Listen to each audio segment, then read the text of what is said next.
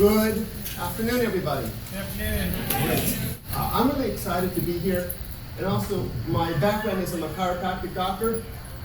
Whenever I go to relicensing seminars, not only do I get education, but I also get some healing. So whenever I go and learn about a new technique, we work on it right then and there, and we leave more educated and a little healthier, and I'm going to share that with you right now. Medicine has been based on the paradigm of Newtonian physics. So like if you can see it and you can measure it, then it's here. And that's different from quantum physics, which is all the energy that we're learning about. How does energy actually affect us? So look, the notion that genes really control our biology is a supposition that has been disproven by lots of scientific research. So let's take you back to, we'll go back to medical school for a moment here. Let's go back to the basics of how were we created. We have a brain, central processing unit, spinal cord, like cables and peripherals to organs and systems. We have a lot of sensors in the body, these heat and cold, pain sensors, light touch, pressure sensors, vision, hearing, all these sensors that let us interact with our environment. And then satiety, like how do we know that we're full or we're hungry? We have sensors in our gut all over the body. Here's our nervous system. This is from the exhibit, the body's exhibit. Here's our wiring diagram. Why don't we start following it? Here's an overlay of the autonomic nervous system. This is what they teach me in chiropractic college. I know they teach it to you in medical school, but they really drill it into us because we're neuromusculoskeletal specialists in the chiropractic world. So we see that we have nerves that come from the brain down the spinal cord, and they exit at specific levels, and they go through every muscle and every organ in the body.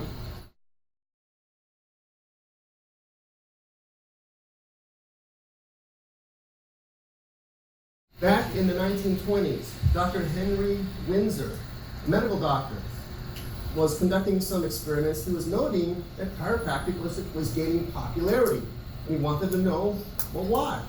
So he conducted a series of autopsies on cadavers under the auspices of the University of Pennsylvania in 1921. He discovered that those cadavers that had diseases, he found flawed connections in the vertebral column in association with the spinal level. There's an aberration. If we have a problem in that spinal level, then we can have a disease in that organ system.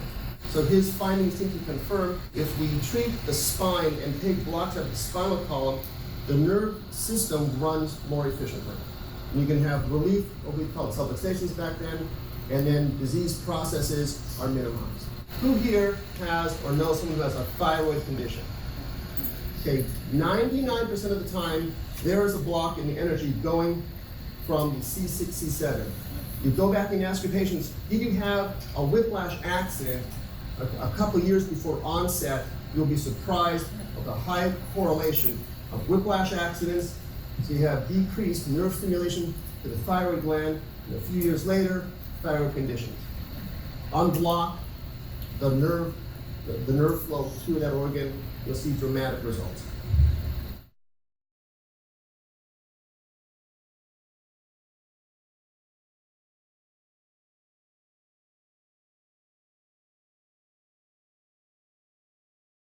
So a one-time force to a man's spine can cause severe nerve interference.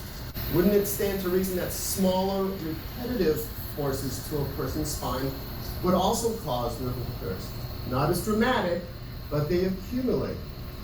And they're going to accumulate, and then you just don't feel as energized as before. No, I just don't want to work out 5 times a week. How about 3 times a week? And aging is nerve interference. So our bodies aren't working as they once did. So do you really have a pain problem, or do we have a communication problem in our body? So trauma causes nerve system interruption. The nerve interruption causes body and mind miscommunication. And this miscommunication leads to disease and disease processes. Just like a fuse breaker in your house. We have power that comes into the house, and it gets routed from your fuse panel to all different parts of your house. And so on the other side, we have the spine. It's like the fuse breaker system. We have the brain, central processing unit, and those of us who are into the higher energy source, chakras, energy coming down from above from our chakras, which are in alignment with our spine. then it comes out through these different levels, goes to every organ and every muscle. And if the circuit breakers aren't completely on, they're not all completely off either. Like, we're not as black and white as this fuse panel, but we have a lot of shades of gray. So by resetting the fuse breaker, we'll turn the power back on. So chiropractic is the only science that can exactly locate the cause of this disease and then adjust it and clear it. All precision equipment does require periodic adjustments. Who knows what muscle testing is? So muscle testing, also known as applied kinesiology. I find that applied kinesiology is able to identify impaired energy flow in the body. It leads to unlocking the combination to your health.